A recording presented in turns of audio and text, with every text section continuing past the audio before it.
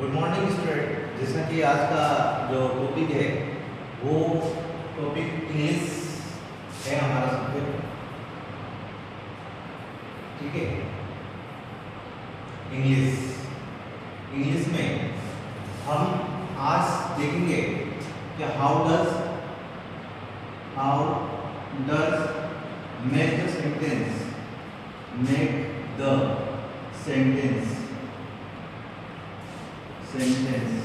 In English. ठीक है, how does make the sentence in English में वाक्य कैसे बनाते हैं, इसके बारे में हमको चर्चा करना है। तो सर्वप्रथम हम इसमें देखेंगे, जैसे आपको मालूम है कि मैं बाजार जाता हूँ, ये हमारा हिंदी में वाक्य है। और इस वाक्य को हम बात करें तो इंग्लिश में वाक्य को ही क्या बोलते हैं, सेंटेंस बोलते हैं। तो हमको इंग्लिश में सेंटेंस कैसे बनाना है, कौन सी चीज़ क्या कहलाती है, इसके बारे में आपको मैं बताता हूँ। तो सबसे पहले ये जो है, याद रखना, सबसे पहले जो ये है वो क्या है, तो आपको इसमें याद रखना है ये मैं है। मैं क्या है, तो सब्जेक्ट है, याद रखना। क्या कहलाता है, सब्जेक्ट कहलाता है। और नेक्स्ट ये जो है ये क्या है, बाजार क्या है, तो बाजार में आपको याद रखना है बाजार ऑब्जेक्ट है।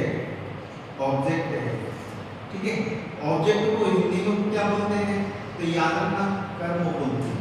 ठीक है, अब नेक्स्ट हमारे पास एक और चीज बाकी है, वो क्या है, तो आप ये याद रखना, ये क्या है, तो आप इसको याद रखना, ये वर्ब है।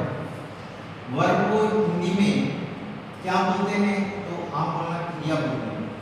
तो और सब्जेक्ट को क्या बोलते हैं, तो आप याद रखना कर्ता बोलते हैं। कर्ता मतलब जो काम करता है। ठीक है, तो ये तीन वाक्य में तीन शब्द होते हैं। पहला शब्द जो है सब्जेक्ट, दूसरा ऑब्जेक्ट और फिर वर्ब, ये तीन रहते हैं। इंग्लिश में जब हम इसको बनाते हैं, जब हम इंग्लिश में सेंटेंस बनाते हैं, तो आपको याद रखना है सबसे पहले हमको क्या लिखना रहता है, सब्जेक्ट लिखना रहता है। ठीक है स्टूडेंट, क्या लिखना रहता है, सब्जेक्ट प्लस फिर दूसरे नंबर पर वर्ब लिखना रहता है, और फिर तीसरे नंबर पर हमको क्या लिखना रहता है, ऑब्जेक्ट लिखना रहता है। अर्थात हम देख रहे हैं कि पहले नंबर पे जो था वो ही आ गया है, सेकंड नंबर पर जो था वो थर्ड नंबर पे चला गया है, और जो थर्ड नंबर पे था वो सेकंड नंबर पर आ गया। मतलब आपको जब इंग्लिश में हिंदी का सेंटेंस इंग्लिश में बनाना रहता है, तो आपको देखना है कि जो वर्ब हिंदी में लास्ट में लिखी जाती है वो सेकंड नंबर पे लिखना है, और जो ऑब्जेक्ट है वो लास्ट में। तो हम इसको बनाते हैं, मैं बाजार जाता हूँ, तो मैं को इंग्लिश में क्या बोलते हैं स्टूडेंट, तो याद रखना आई बोलते हैं।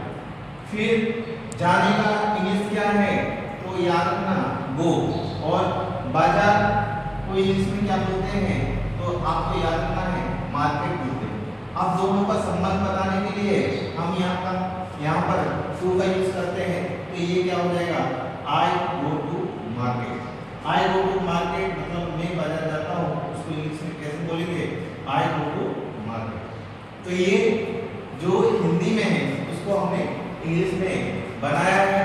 कैसे ट्रांसलेशन करना है, मतलब हमारा जो आज का चैप्टर था वो क्या था, how does make the sentence in English.